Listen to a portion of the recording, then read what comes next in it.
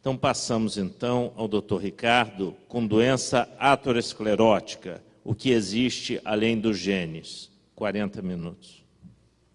Obrigado, Luiz, mas o Dr. Ricardo é apenas um símbolo de centenas de pessoas que, com muita fraternidade, atenderam a nossa convocação, estão aqui trabalhando hoje e possibilitaram a concretização desse maravilhoso evento.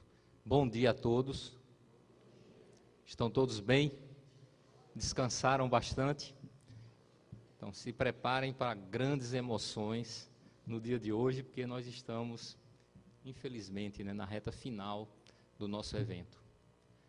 Mas um inesquecível mestre, há 2000 anos atrás,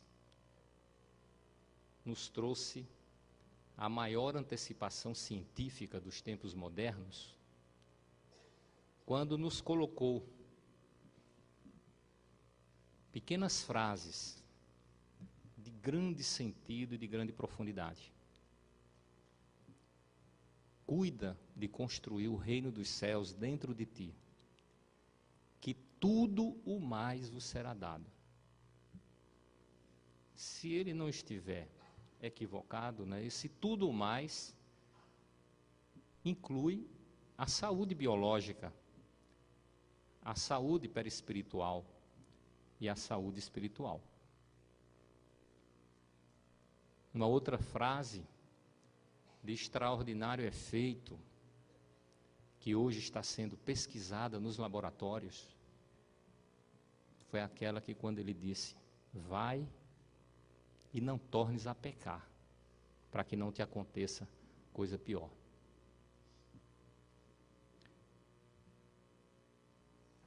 O nosso planeta hoje está vivenciando uma situação estranha. O nosso sistema vascular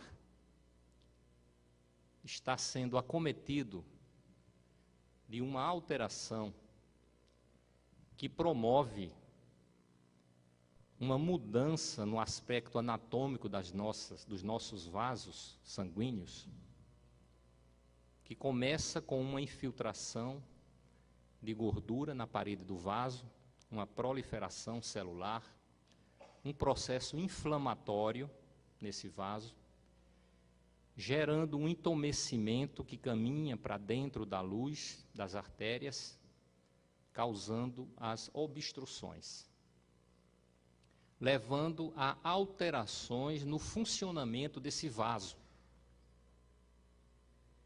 Esse sistema vascular tem uma parede extremamente delicada, já são conhecidas mais de 40 substâncias químicas que controlam o diâmetro desse vaso para atender às nossas necessidades fisiológicas, causando constricção ou dilatação para diminuir ou aumentar o fluxo sanguíneo de acordo com as nossas necessidades.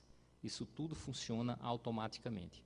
Mas o ateroma, que gera a enfermidade sistêmica chamada aterosclerose, promove esse distúrbio, leva à obstrução do vaso, promovendo os chamados infarto, o derrame cerebral, gerando a principal causa de morte no mundo hoje.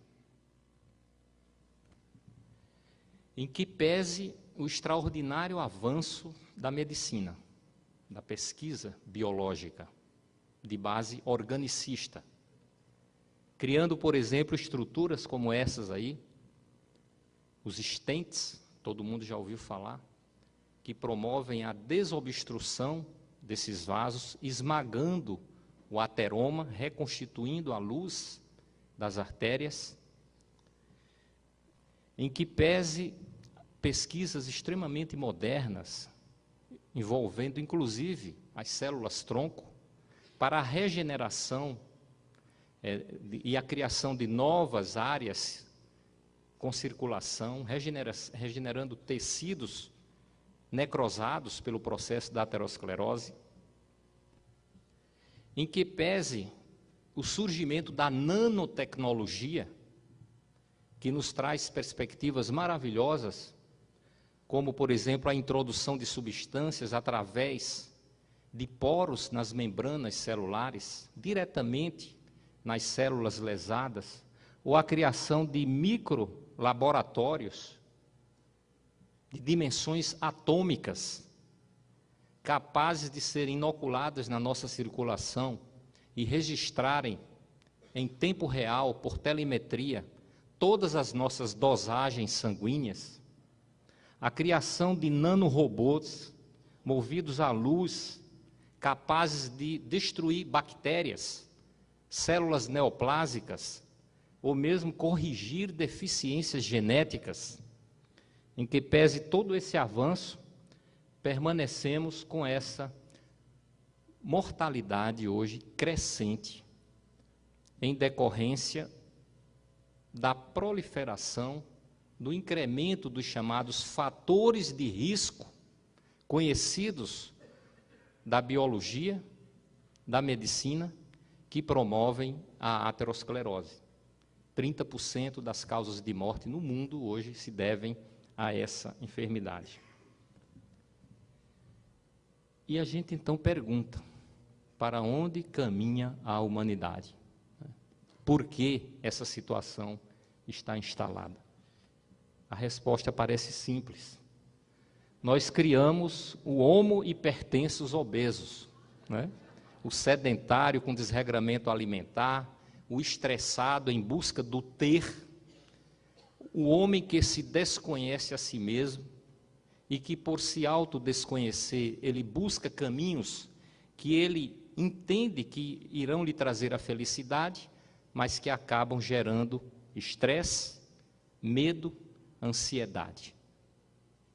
E isso causa um distúrbio bioquímico no corpo biológico, com a descarga de substâncias que seriam para ajudar a nossa vida instintiva, a nossa sobrevivência, a manutenção da nossa integridade biológica. Essas substâncias, em quantidades exacerbadas, acabam gerando disfunções orgânicas, distonias e até lesões orgânicas estabelecidas, como é o caso em que estamos discutindo da aterosclerose.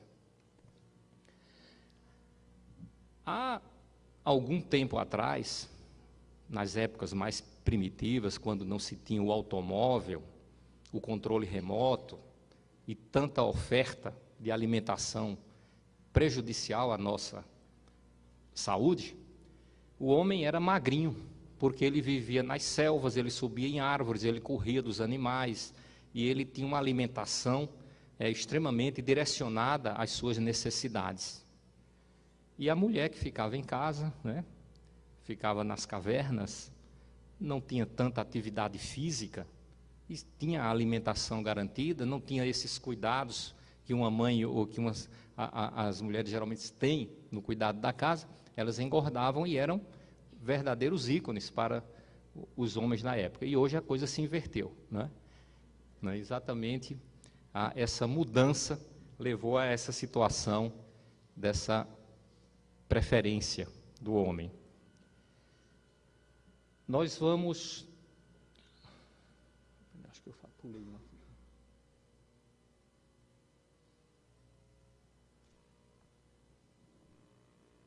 Eu acho que eu pulei um slide, licença.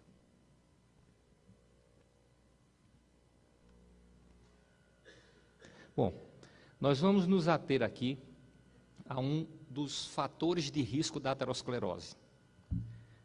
A hipertensão arterial, que está presente na maioria dos problemas de infarto e de derrame das pessoas. A hipertensão arterial, conforme hoje ela é conhecida pela pesquisa, pela investigação científica, ela acomete cerca de 50% da humanidade após os 50 anos de idade. Estamos nessa rota. Praticamente 50% da humanidade após os 50 anos.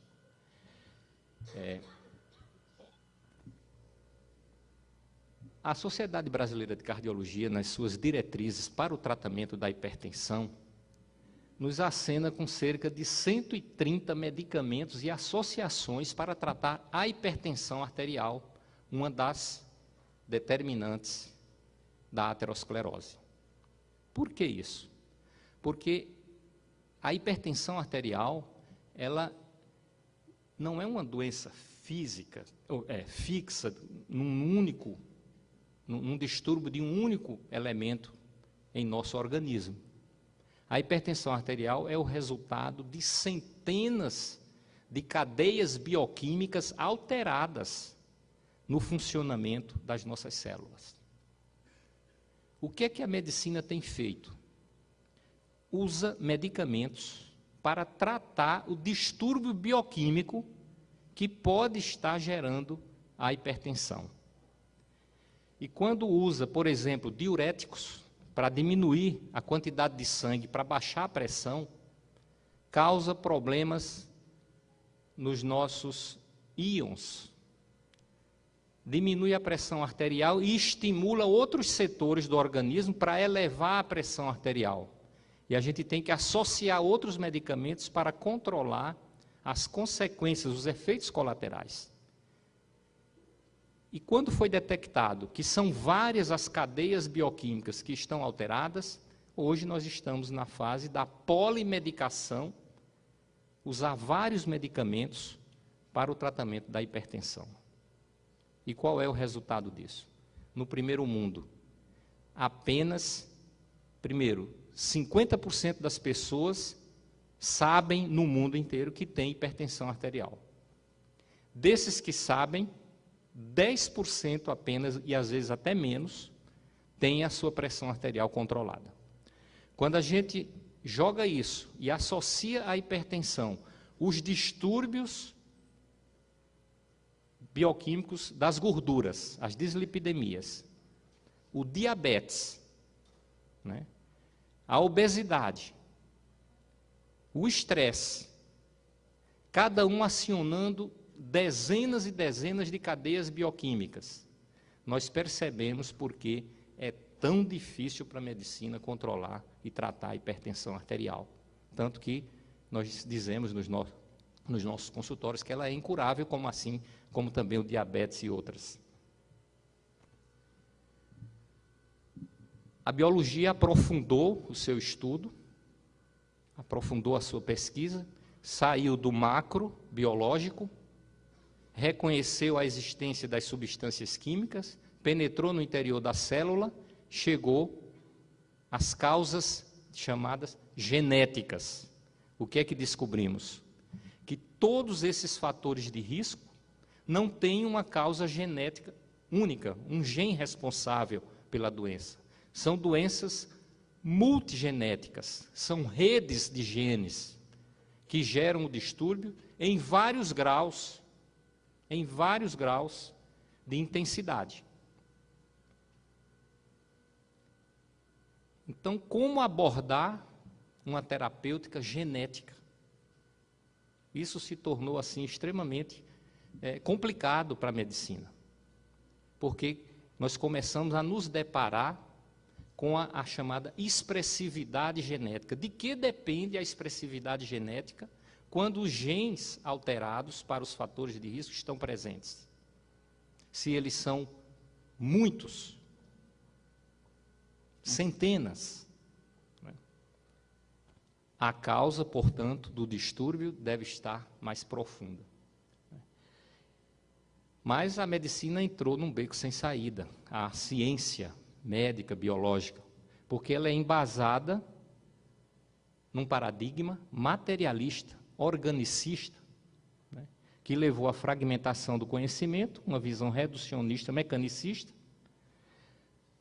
estabelecendo, por exemplo, que as emoções, os pensamentos e os sentimentos são uma secreção do cérebro, separou a alma da matéria, não quis abordar a pesquisa do espírito, nem dos fatores mentais, e coloca a matéria como uma realidade concreta e que o objetivo da medicina seria consertar o defeito. e ela não consegue fazer isto.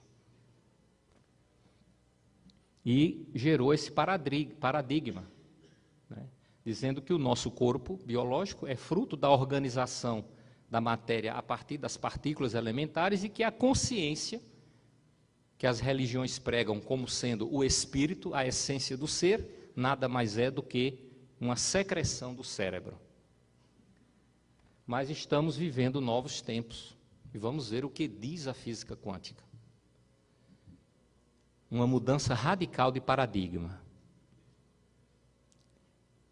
como nos coloca o Goswami. A consciência é quem organiza a matéria através da qual se expressa na dimensão física. E, portanto, o cérebro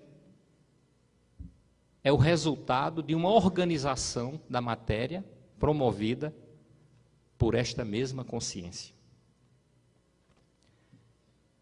E o que seria a consciência?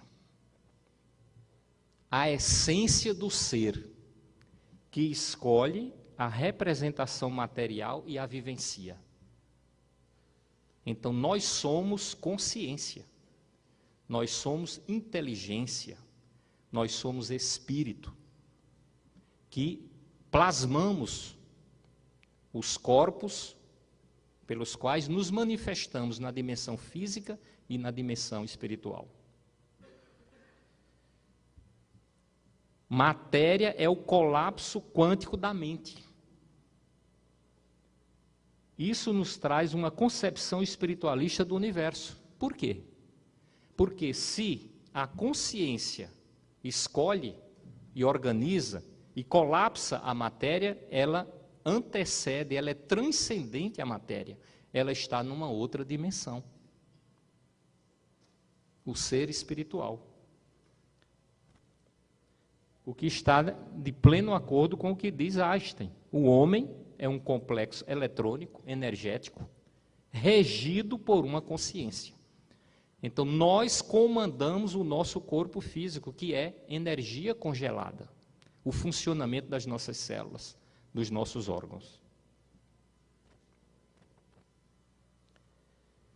Consciência e corpo, nos diz ainda a física quântica, estão relacionados e conectados desde os níveis sutis de ondas quânticas, fótons, partículas, átomos, moléculas, células, até a matéria mais sólida. Tudo é a mesma matéria, manifestando-se em frequência, níveis vibratórios ou densidades diferentes, de acordo com as condições do projetador, do observador que somos nós. E veio então o projeto Genoma Humano, em 1990,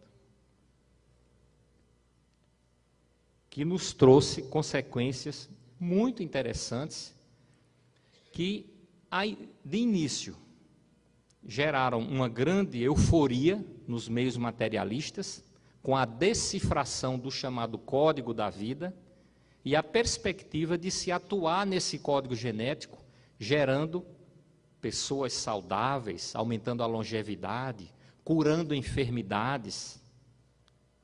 Surgiu essa expectativa, já que a cada gene corresponde uma proteína e um resultado, um efeito em nosso corpo, e que estava no gene a causa de tudo o que somos, do ponto de vista anatômico, fisiológico, biológico e psicológico. Era essa a expectativa. Atuar até na região dos sentimentos, mexendo no genoma, no nosso código genético. Era essa a expectativa, que infelizmente não se concretizou, felizmente, para nós, porque as consequências do projeto Genoma foi que não existe o determinismo genético, que o genoma é versátil, não é como se pensava, que um gene gerava uma característica. Um gene pode gerar centenas de características. Não só produzir um tipo de proteína, mas centenas de proteínas. O RNA mensageiro, que surge da divisão do DNA e que vai ser o molde para a formação de proteína, após a cópia do DNA, ele pode ser modificado por fatores epigenéticos, que estão além dos genes. Então, isso gerou ensejo para o surgimento de uma nova área de pesquisa chamada a epigenética, a pesquisa dos fatores que controlam a atividade genética, modificando o comportamento dos genes.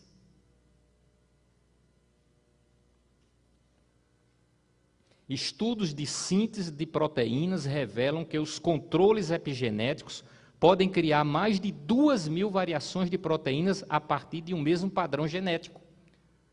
É como disse o Beto, né? Acabou a tirania dos genes e destruiu aquele conceito da medicina que relacionava uma doença a um problema genético. Ora, se nós somos escravos dos nossos genes, não há o que fazer, estamos condenados. E não é isso que a epigenética está demonstrando. A epigenética modifica a leitura do gene sem modificar o código do DNA. O grande biólogo Bruce Lipton, que não precisa apresentações. É o estudo dos mecanismos moleculares por meio dos quais o meio ambiente controla a atividade genética. As doenças são genéticas?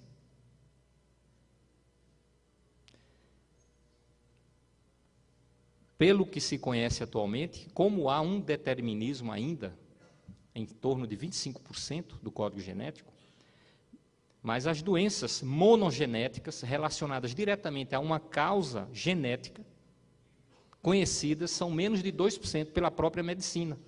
E as doenças multigênicas, 98%. Não podemos, portanto, abordar, corrigir o código genético para corrigir as nossas enfermidades.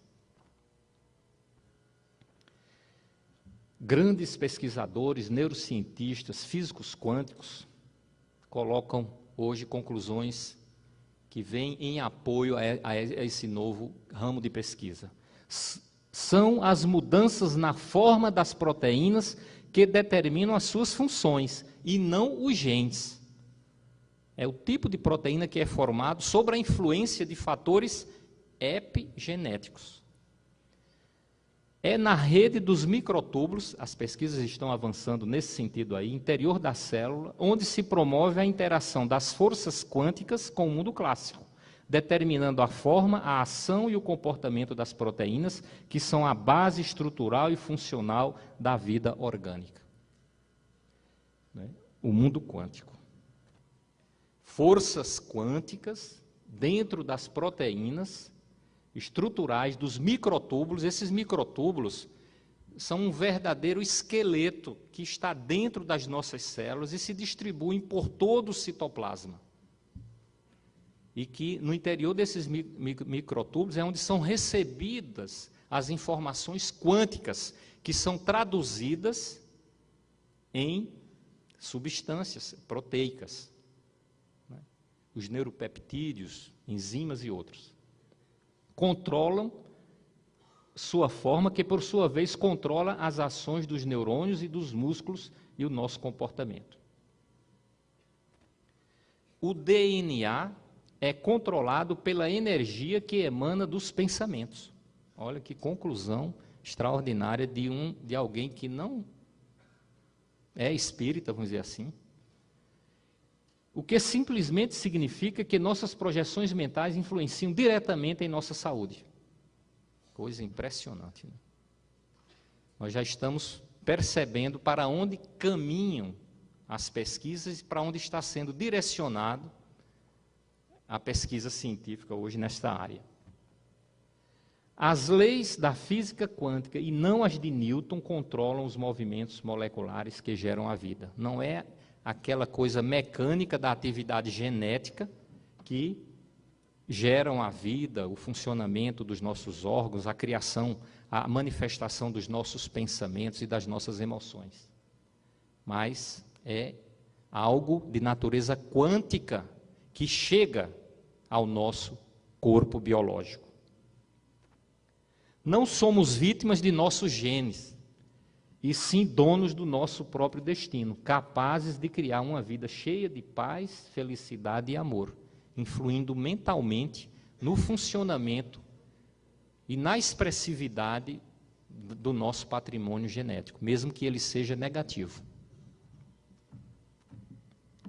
Quando as convicções de uma pessoa se modificam, a atitude mental, sua epigenética, os fatores que controlam os genes, pode mudar radicalmente, o que significa que o mesmo código genético, mesmo negativo, será agora interpretado de uma forma completamente diferente.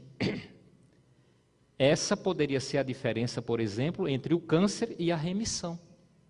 Você pode nascer com uma carga genética para o câncer, para o diabetes, para a hipertensão arterial, mas a expressividade desses genes poderão se concretizar ou não, de acordo com a sua atitude mental, de acordo com a maneira como você funciona, como você encara a vida. Isso é fundamental naqueles que já compreenderam qual o sentido da vida e conseguem debelar o estresse, né? Evitar todos aqueles elementos chamados fatores de risco, que são removíveis na sua grande maioria. Aqui está a epigenética, né? Eu sempre trago essa figura aqui, porque a gente pode ver um caldeirão bioquímico circulando aí nesse corpo biológico, motivado por pensamentos criados por sentimentos de violência, de agressividade, de raiva, de intemperança, né? De contrariedade, de orgulho, de vaidade. Então, há uma grande mobilização bioquímica no nosso corpo. Por quê? Porque os nossos sentimentos, que são a energia do nosso espírito, são materializados na dimensão perispiritual e se transformam em pensamentos. Os pensamentos são a materialização a nível espiritual dos nossos sentimentos. E esses pensamentos, quando chegam no corpo, trazendo a informação quântica, penetrando no nosso sistema nervoso e agindo no imunológico e no endocrinológico, eles novamente se materializam em substâncias químicas que contêm a mesma informação do sentimento. É tudo a mesma coisa, integrados. O homem é multidimensional, ele não pode ser separado nas suas dimensões. E onde está a causa profunda do distúrbio biológico? Na desarmonia da alma. Então, na fase em que nós nos encontramos, susceptíveis, como somos do ponto de vista moral e ético, de comportamento e de autoconhecimento, é compreensível, por exemplo, que a aterosclerose, o diabetes, a dislipidemia, o sedentarismo, a obesidade façam parte da nossa conjuntura de vida.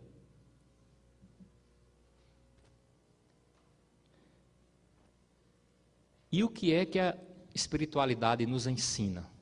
Vimos a medicina, a física quântica, a biologia, e agora vamos ver o que é que o conhecimento espiritual nos informa. Primeiro, que nós não somos um corpo físico. Nós temos uma estrutura energética que comanda o funcionamento do nosso corpo biológico, ao qual está ligado molécula a molécula. E como é ele que comanda, qualquer alteração que surja no corpo biológico foi em consequência dos desequilíbrios energéticos do chamado corpo espiritual. Mas o corpo espiritual, assim como o corpo físico, em consequência, são plasmados pela consciência, pelo espírito, que escolhe o instrumento da sua manifestação e o plasma. Sede da vontade, das decisões, das ideias, das escolhas, dos sentimentos, que se transformam em pensamentos a nível do chamado campo mental do corpo espiritual e que se direciona ao corpo biológico, aonde é transformado em estímulos neuroquímicos e elétricos. Então, nós é quem escolhemos como o nosso corpo funciona, aqui na dimensão biológica. O que é que nos diz André Luiz? Já foi repetido muitas vezes. Eu acho interessante que num congresso com 100 conferencistas, todos dizem a mesma coisa e trazem as mesmas conclusões, cada um à sua maneira. Isso é muito bom, porque é repetindo o conhecimento que a gente fixa o aprendizado. A mente humana controla quase que plenamente o corpo em que se exprime através da coordenação dos seus próprios impulsos sobre os elementos albuminoides do citoplasma, em que as forças físicas e espirituais se jungem no campo da experiência terrestre. Antecipação científica. Direcionamento da ciência.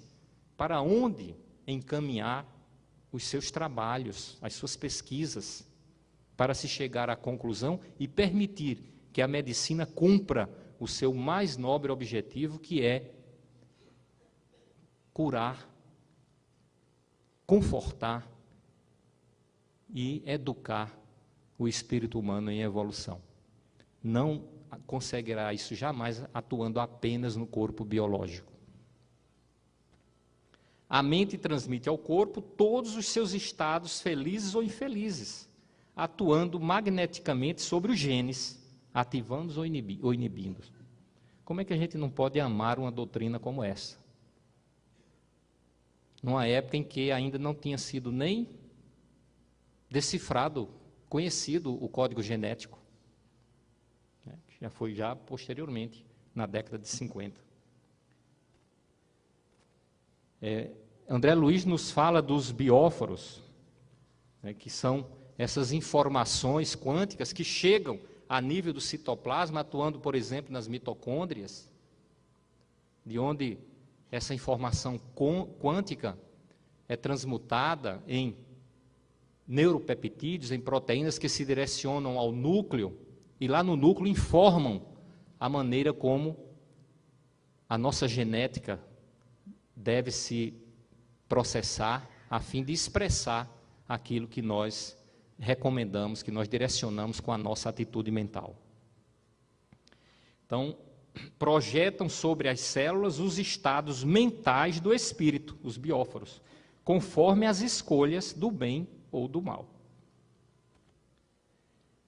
E Emmanuel nos diz que as leis da genética são presididas por agentes psíquicos, do espírito, da alma. As combinações gênicas dependem das conquistas, das provações e da posição evolutiva dos espíritos encarnados. Nós temos os genes que plasmamos e que precisamos para o nosso aprendizado. Mas com o conhecimento, haveremos de nos libertar das injunções de dor, de sofrimento e das aflições, porque o próprio Jesus nos disse: conhecereis a verdade das nossas vidas, e essa verdade vos libertará.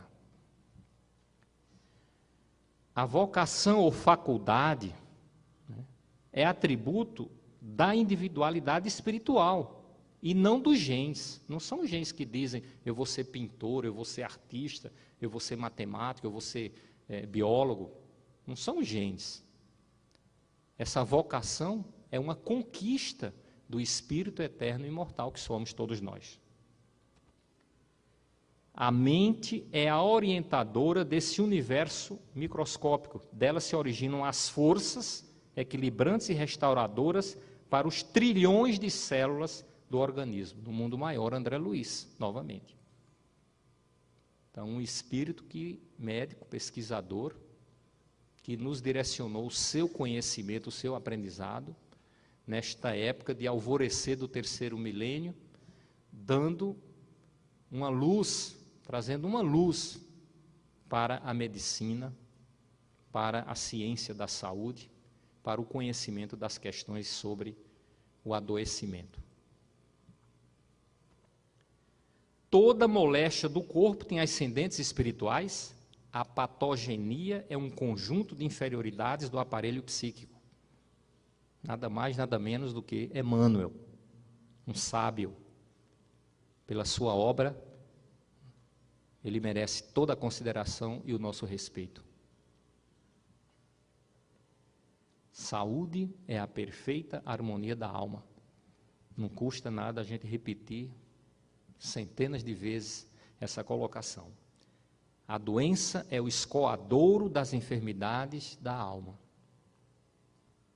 Falamos isso com toda tranquilidade, né, com toda serenidade, em que pese todos os avanços científicos, que inclusive têm ideias preconceituosas de querer destruir o paradigma espiritual para o ser humano. Ternura e amabilidade reduzem cerca de 50% a aterosclerose e o risco de ataque cardíaco. O Dr. Bernie Siegel, que cita esse trabalho do Freud Córdio, lá da Faculdade de Medicina da Universidade de Ohio, isso já em 1979. Esse trabalho aqui é bem interessante, porque foram 14.475 pessoas que foram analisadas por vários anos, e aonde ficou demonstrado que a vivência religiosa, ela é capaz de reduzir os níveis pressóricos das pessoas. Então, isso são comprovações científicas, como essa aqui também, em que pessoas religiosas foram diabéticas, religiosos diabéticos foram acompanhados, 212 pessoas, e se observou ao final que 65% dessas pessoas tinham os níveis glicêmicos controlados pelas práticas religiosas. E aqui um alerta. Os católicos tiveram um índice bem menor, em torno de 50% de regulação, talvez porque na outra religião que foi analisada, foi feito um comparativo, eram muçulmanos, há uma rigidez maior no controle da alimentação e dos vícios de fumar, de beber, do que essa certa permissividade que existe no catolicismo. Então, isso deve ter sido um fator preponderante de controle dos fatores de risco da hipertensão, que, em último caso, do diabetes. E aqui um trabalho do Dr. Kenning, estruturado pelo Dr. Kenning, que lá na Carolina do Norte, na Universidade de Duke, ele demonstrou que cerca de 4.000 religiosos com mais de 65 anos, aquela faixa onde já existe praticamente 50% de hipertensos, que os que exercitam práticas religiosas com maior regularidade sofrem 40% menos de hipertensão. Nenhum medicamento faz isso. Eu sou cardiologista, posso dar esse testemunho. Então, essa prática religiosa, evidentemente, que deve ser direcionada para a vivência da chamada religiosidade intrínseca, aquela que você sente, é aquela religião entre você e Deus, não é aquela exterioridade dos templos, as práticas dos rituais, né? Mas é aquela religião realmente que está dentro do coração de cada um, onde se encontra Deus.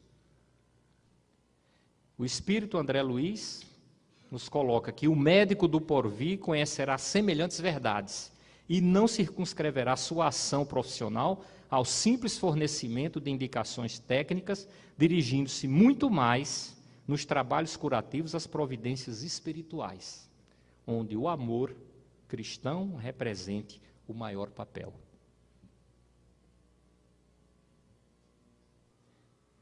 E Emmanuel: a medicina do futuro terá de ser eminentemente espiritual. Os apóstolos dessas realidades grandiosas não tardarão a surgir nos horizontes acadêmicos do mundo, testemunhando o novo ciclo evolutivo da humanidade. Eu considero o 9º Medinesp, aqui no Nordeste do Brasil, com mais de 100 conferencistas, o maior evento planetário que trata do tema. Isso há de ter um significado espiritual.